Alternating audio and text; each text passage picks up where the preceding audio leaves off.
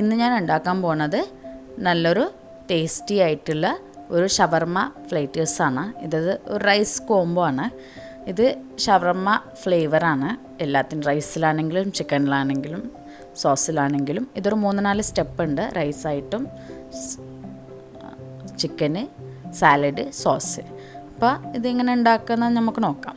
അതിലേക്ക് ഞാൻ ആദ്യം എടുക്കുന്നത് ഒരു 1.5 ടീസ്പൂണ് തൈര്, അതിലേക്ക് ഒരു 1.5 ടീസ്പൂണ് മുളക് പൊടി, കുറച്ച് ഗരം മസാല, ജിഞ്ചർ പൗഡർ, ചെറിയ ജീരകം പൊടിച്ചത്, കുറച്ച് പാപ്രിക്ക പൗഡർ ഇല്ലാന്നുണ്ടെങ്കിൽ മുളക് പൊടി കൂടുതലായി എടുത്താൽ മതി. ആവശ്യത്തിനുള്ള ഉപ്പ്. ഗരം മസാലേൻ്റെ പകരം ഞങ്ങൾക്ക് മന്തി മസാല എന്തെങ്കിലും ചേർത്താലും മതി. എന്നിട്ട് ഇത് നല്ലോണം മിക്സ് ചെയ്യുക. ഞാൻ പറഞ്ഞ മസാല തന്നെ വേണമെന്നില്ല, നിങ്ങളുടെ ഫ്ലേവറിലേക്ക് എങ്ങനെ മസാല വേണം അങ്ങനെ ആഡ് ചെയ്യുക. ഇത് ചിക്കനിലേക്കുള്ള മാരിനേഷനിലേക്കുള്ള മസാല ആണ്. കളർ വേണമെങ്കിലും ചേർത്ത് കൊടുക്കുക. ഞാനിതിൽ കളറൊന്നും ചേർക്കുന്നില്ല.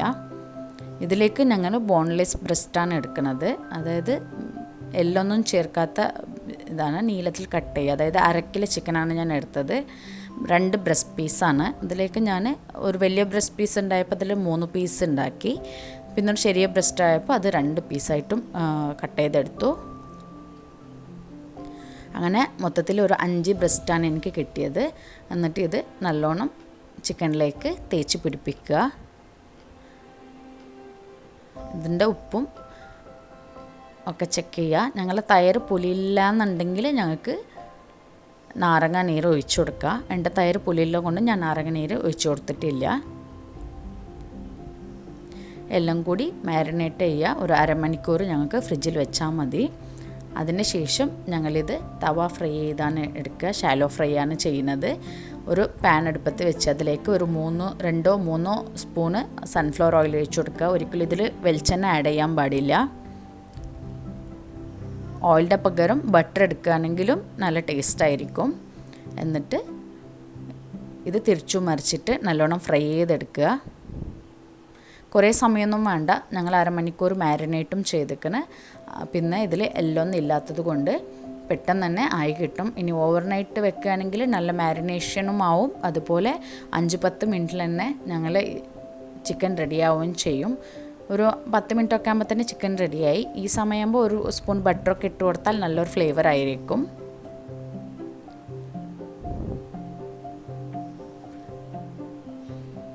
ഫ്ലെയിം അഡ്ജസ്റ്റ് ചെയ്തിട്ട് വേണം ചിക്കൻ റെഡിയാക്കാൻ. കരിഞ്ഞു പോകാൻ പാടില്ല. എന്നിട്ട് ഞങ്ങൾ പാനിൽ നിന്ന് മാറ്റാം.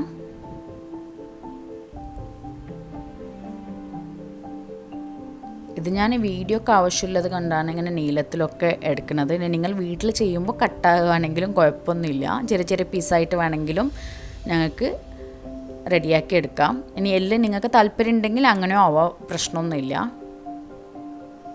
എന്നിട്ടിത് ഞാൻ കട്ട് ചെയ്തെടുത്തു. ഓരോരോ പീസും 5 കഷ്ണങ്ങളാക്കി മാറ്റി. അതും നിങ്ങളുടെ ഇഷ്ടത്തിനുള്ള വലുപ്പത്തിൽ കട്ട് ചെയ്യാം. ഇനി സാധാ ചിക്കന് വിത്ത് ബോൺ ചെയ്യുകയാണെങ്കിലും പ്രശ്നമൊന്നുമില്ല. ഈ പറഞ്ഞ പോലൊക്കെ തന്നെ ചെയ്തിട്ട് കട്ട് ചെയ്യാതിരുന്നാൽ മതി. അത്രേ ഉള്ളൂ.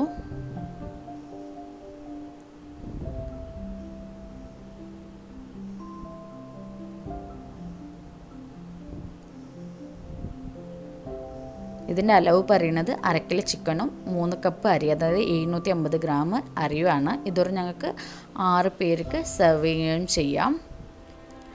ഇന്ന് ഞങ്ങൾക്ക് റൈസ് റെഡിയാക്കാം. അതിലേക്ക് ഞാനൊരു 3 സ്പൂണ് അളവിലുള്ള സൺഫ്ലവർ ഓയിലാണ് എടുത്തത്. ഇവിടെയും ഇതിനൊന്നിനും വെളിച്ചെണ്ണ ഒഴിക്കാൻ പാടില്ല. എന്നിട്ട് ഒരു 2 സ്പൂണ് ബട്ടർ ഇട്ട് കൊടുത്ത്, ബട്ടറിൻ്റെ പകരം നെയ്യാണെങ്കിലും കുഴപ്പമില്ല. എന്നിട്ട് ഇതിലേക്ക് ഞാൻ ഹോൾ ഗരം മസാലയാണ് ഇട്ട് കൊടുക്കുന്നത്. പട്ട, ഏലക്ക അങ്ങനെയുള്ള കാര്യങ്ങൾ, ചെറിയ ജീരക, വലിയ ജീരകം അങ്ങനെ താല്പര്യം ഉണ്ടെങ്കിൽ അതും ഇട്ട് കൊടുക്കാം.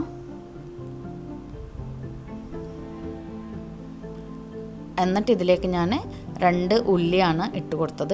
മീഡിയം സൈസിലുള്ള 2 ഉള്ളിയാണ്. ഇനി വലുതാണെങ്കിൽ 1 മതി. എന്നിട്ടിത് ഒരു 2-3 മിനിറ്റ് ഒന്ന് വഴറ്റിയെടുക്കാം.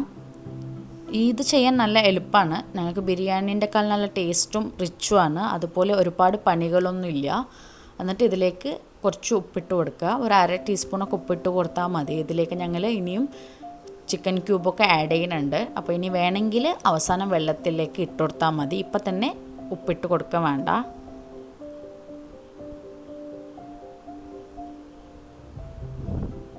രണ്ട് മിനിറ്റ് വഴറ്റിയ ശേഷം 1 സ്പൂണ് ഇഞ്ചും വെളുത്തുള്ളിയും ക്രഷ് ചെയ്തത്, ഒരു 2 വെളുത്തുള്ളിയും ചെറിയ കഷ്ണം ഇഞ്ചും ഇട്ടിട്ടൊന്ന് ചതച്ചെടുത്താൽ മതി.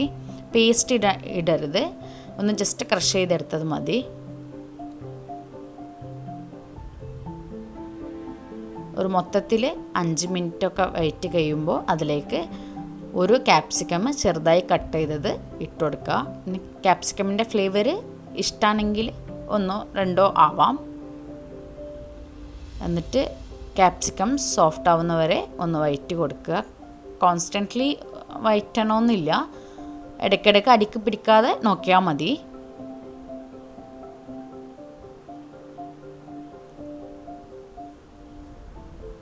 എന്നിട്ട് ഇതിലേക്ക് ഒരു ഉണക്കനാരങ്ങ ഇടുക. എന്നിട്ട് മാഗി ക്യൂബ് ഇടുക. ഞാൻ ജസ്റ്റ് 1 ക്യൂബ് ഇട്ടിട്ടുള്ളൂ. ഇനി ഉപ്പ് കുറച്ചിട്ട് ഒരു 2 ക്യൂബ് 3 ക്യൂബ് ഇടുകയാണെങ്കിൽ വിരോധമൊന്നുമില്ല. അത് ഞങ്ങളെ ടേസ്റ്റിനനുസരിച്ചിട്ടും ഞങ്ങളുടെ ഇഷ്ടത്തിനനുസരിച്ചിട്ടും മതി.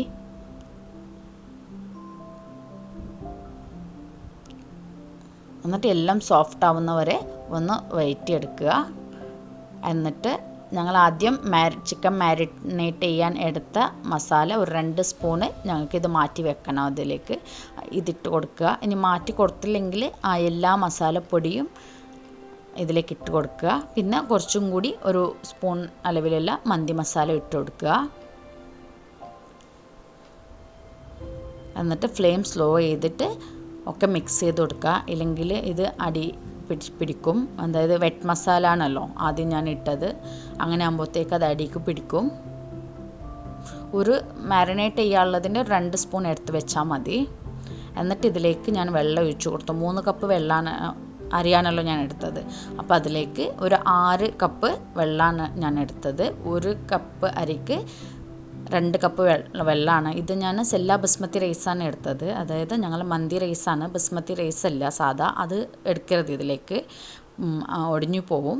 എന്നിട്ട് ഇതിലേക്ക് ഒരു 5-6 പച്ചമുളക് നടുകെ കീറിയിടുക. കുറച്ച് 1 സ്പൂൺ അളവിൽ കുരുമുളക് ഇട്ട് കൊടുക്കുക. ഉപ്പ് ബാലൻസ് ഉണ്ടോ നോക്കിയിട്ട് ഉപ്പ് ഇട്ട് കൊടുക്കുക. ഞാനിപ്പോൾ ഇതിലേക്ക് ഇട്ട് കൊടുത്തു ഉപ്പ്.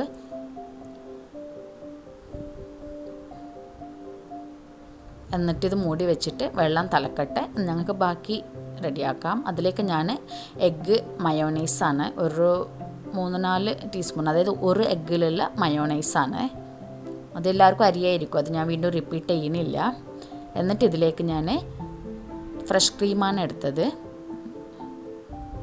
ഒരു 50 ഗ്രാമിൻ്റെ അളവിൽ ഫ്രഷ് ക്രീമും ഒരു 2-3 സ്പൂണ് തൈരുമാണ് എടുത്തത്. ഇത് യോഗട്ടാണ്. തൈര് എടുക്കുന്നവർ പുളിൻ്റെ അനുസരിച്ചിട്ട് കുറച്ച് നിങ്ങൾ എങ്ങനെ വേണം അങ്ങനെ എടുക്കാം. എന്നിട്ട് ഇതിലേക്ക് നാരങ്ങ ഒഴിച്ച് കൊടുത്ത്, അതായത് ഞാൻ യോഗട്ട് എടുത്തത് കൊണ്ട് നാരങ്ങ ഒഴിച്ച് കൊടുത്ത്, നാടൻ തൈരൊക്കെ ഒഴിക്കുന്നവർ നാരങ്ങ ഒഴിച്ച് കൊടുക്കരുത്, പുളി കൂടും. എന്നിട്ട് ഇതിലേക്ക് പെപ്പർ പൗഡർ ഇട്ട് കൊടുത്ത്, ഇത് വൈറ്റ് പേപ്പർ ഇടുകയാണെങ്കിലും നല്ല ടേസ്റ്റായിരിക്കും. വൈറ്റ് പേപ്പർ ഉണ്ടെങ്കിൽ അതായിരിക്കും ഇടുന്നത് നല്ലത്. എന്നിട്ടിത് നല്ലോണം മിക്സ് ചെയ്യുക. ഇത് സാലഡ്ക്കുള്ള മിക്സാണ്. എന്നിട്ട് ഇതിലേക്ക് ഇപ്പോൾ വെജിറ്റബിൾസ് ആഡ് ചെയ്ത് കൊടുക്കണം. ഇതിൽ ഞാൻ വെജിറ്റബിൾസായിട്ട് എടുത്തത് കുക്കുംബർ, ടൊമാറ്റോ, ഓണിയന്, ക്യാബേജ്, മല്ലിയില, ഇത്രയാണ് എടുത്തത്. ഗൾഫിൽ സമ്മക്ക് എന്ന് പറഞ്ഞിട്ടൊരു പൊടി കിട്ടും, ചുവപ്പ് കളറിൽ, വലിയ വിലയൊന്നുമില്ല, ലുലുവിൽ കാരിഫോറിലൊക്കെ കിട്ടും. അതുണ്ടെങ്കിൽ അതും ഇടാം ഞങ്ങൾക്ക്. പുളി കുറച്ച് കൂടുതൽ വേണമെന്നുണ്ടെങ്കിൽ കുറച്ച് നാരങ്ങ ഒഴിച്ച് കൊടുത്താൽ മതി, നിർബന്ധമൊന്നുമില്ല. എന്നിട്ട് ഇത് ഞങ്ങൾ ഫ്രിഡ്ജിൽ ബാക്കിയുള്ളതൊക്കെ റെഡിയാവുന്നവരെ എടുത്ത് വെക്കാം. അടുത്ത സോസ് നമുക്ക് റെഡിയാക്കാം. അതിലേക്ക് ഞാൻ ഒരു 2 സ്പൂണ് യോഗട്ട് എടുത്ത്, തൈരാണെങ്കിൽ പുളി നോക്കിയിട്ട് എടുത്താൽ മതി. എന്നിട്ട് ഇതിലേക്ക് ഞാൻ തൈനി പേസ്റ്റാണ് എടുത്തത്, അതായത് വെളുത്ത എള്ളിൻ്റെ പേസ്റ്റ്. ഇത് നാരങ്ങ ഒഴിച്ച് കൊടുത്ത്, തൈരാണെങ്കിൽ നാരങ്ങ ഒഴിച്ച് കൊടുക്കരുത്. എന്നിട്ട് ഇതിലേക്ക് കുറച്ച് കുരുമുളക് പൊടി, ഒരു 1/2 സ്പൂണൊക്കെ മതി. എന്നിട്ട് പാപ്രിക്ക പൗഡർ, പിന്നെ പാർസ്ലി, ഡ്രൈ പാർസ്ലി ആണ്. പാർസ്ലി ഇല്ലെങ്കിൽ ഞങ്ങൾക്ക് മല്ലിയില ഇട്ടാൽ മതി. എന്നിട്ടിത് ഗാർലിക് പൗഡറാണ്. ഗാർലിക് പൗഡർ അല്ലെങ്കിൽ ഒരു 2 ഗാർലിക് എടുത്തിട്ട് ജസ്റ്റ് ഒന്ന് ക്രഷ് ചെയ്തിട്ട് കൊടുത്താലും മതി. എന്നിട്ടിത് ഒരു 1-2 സ്പൂണ് സൺഫ്ലവർ ഓയിലോ അല്ലെങ്കിൽ ഓലിവ് ഓയിലോ ഇട്ടിട്ട് നല്ലോണം മിക്സ് ചെയ്യാം. ഇത് ഓയിലിടുന്നതിൻ്റെ ഒക്കെ സ്കിപ്പായിപ്പോയി. എന്നിട്ട് ഞങ്ങൾ ബാക്ക് ടു റൈസിലേക്ക് വരാം. അപ്പോഴത്തേക്ക് ഞങ്ങൾ അരി ഇടാനുള്ള സമയമായി. വെള്ളം തളിച്ചിക്കണ്. അരി സോക്ക് ചെയ്ത് വെച്ചത് ഒന്ന് സ്ട്രെയിൻ ചെയ്തെടുക്കണം.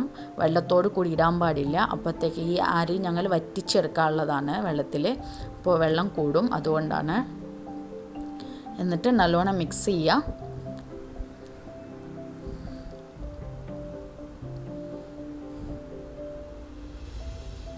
ഒന്നുകൂടി ഉപ്പ് ചെക്ക് ചെയ്യുക, വേണമെങ്കിൽ ഇട്ട് കൊടുക്കുക. എന്നിട്ട് മൂടി വെച്ചിട്ട് ഒരു മീഡിയം ഫ്ലെയിമിൽ ഒരു 20 to 25 മിനിറ്റ്സ് ആകുമ്പോഴത്തേക്കും ഞങ്ങൾ ചോറ് റെഡിയാവും. സാധാ ബാസ്മതി റൈസിൻ്റെ കുറച്ചുകൂടി വേവുള്ളത് കൊണ്ടാണ് അത്ര സമയം എടുക്കുന്നത്. പിന്നെ വറ്റാനുള്ളതല്ലേ, അതുകൊണ്ടാണ്. ഇപ്പോൾ ഏകദേശം റെഡി ആയിട്ടുണ്ട്. ചെറിയൊരു വെട്ടുണ്ടാവും ഈ സമയമാകുമ്പോഴത്തേക്കും. വെന്തിട്ടുണ്ടാവും, പക്ഷെ ചെറിയൊരു വെട്ടുണ്ടാവും. വെന്ത് കൊയ്യാൻ പാടില്ല. നമുക്ക് ഇതിലേക്ക് ഒരു ചാർക്കോൾ ഫ്ലെയിം വേണമെങ്കിൽ നമുക്ക് ഇട്ട് കൊടുക്കാം. ഫ്ലെയിം ഉണ്ടാവുന്നതാണ് ടേസ്റ്റ്. നിങ്ങൾക്ക് താല്പര്യമില്ലെങ്കിൽ സ്കിപ്പ് ചെയ്യുക. ഞാനെന്തേലും ചാർക്കോൾ ഫ്ലെയിം ഇടുന്നുണ്ട്. എന്നിട്ട് ഇതിലേക്ക് ഓയിലോ നെയ്യോ എന്തെങ്കിലും ഒഴിച്ചിട്ട് ഒരു സ്ലോ ഫ്ലെയിമിൽ ഒരു 10 മിനിറ്റ് ദമ്മിടുക. അടിയിലേക്ക് ഒരു പാൻ വെക്കണമെങ്കിൽ നന്നായിരിക്കും. എന്നിട്ട് ഞങ്ങൾ ചോറൊക്കെ റെഡി ആയിട്ടുണ്ട്. ഒരു 10 മിനിറ്റ് കഴിയുമ്പോഴത്തേക്കും. 10 മിനിറ്റിനേക്കാൾ കൂടുതൽ വെക്കാൻ പാടില്ല. ഇപ്പം നിങ്ങൾക്ക് കാണാം ചോറൊക്കെ റെഡി ആയിട്ടുണ്ട്. നിങ്ങൾ ചോറ് റെഡിയാകുമ്പോൾ ഒരു വെട്ടായി തോന്നുകയാണെങ്കിൽ ഒരു 10-15 മിനിറ്റ് ഓപ്പൺ ആയിട്ട് വെച്ചാൽ മതി. മൂടാതെ ഇങ്ങനെ ഓപ്പണായി വെക്കുമ്പോഴത്തേക്കും ചോറ് റെഡിയാവും. ചിലപ്പോൾ മന്തിയൊക്കെ അങ്ങനെയാണ്, ചെറിയൊരു വെട്ടുണ്ടാവും. പക്ഷേ അതൊരു 10-15 മിനിറ്റ് ഓപ്പണായി വെക്കുമ്പോഴത്തേക്കും സെറ്റാവും. എന്നിട്ട് ഞങ്ങൾക്ക് പ്ലേറ്റിംഗ് തുടങ്ങാം. പ്ലേറ്റിംഗ് എന്ന് പറയാനൊന്നുമില്ല, ഞങ്ങൾ ഇഷ്ടത്തിനനുസരിച്ച് കഴിക്കാനുള്ളൂ. പക്ഷെ ഒന്ന് രസത്തിന് ഒന്ന് പ്ലേറ്റ് ചെയ്യാമെന്നുള്ളൂ. അതായത് ഒരു പകുതി ചോറ് ഇടുക. അതായത് ഒരാൾ കഴിക്കാനുള്ള ഒരു 2-3 സ്പൂണ് ചോറ് ഇട്ട് കൊടുക്കുക. എന്നിട്ട് ഞങ്ങൾക്ക് ആവശ്യമുള്ള ചിക്കനും വെച്ച് കൊടുക്കുക.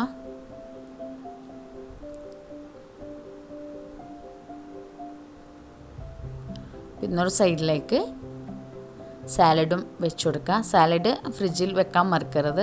കോൾഡ് ഉണ്ടാകുമ്പോൾ സാലഡ്ക്ക് നല്ല ടേസ്റ്റ്.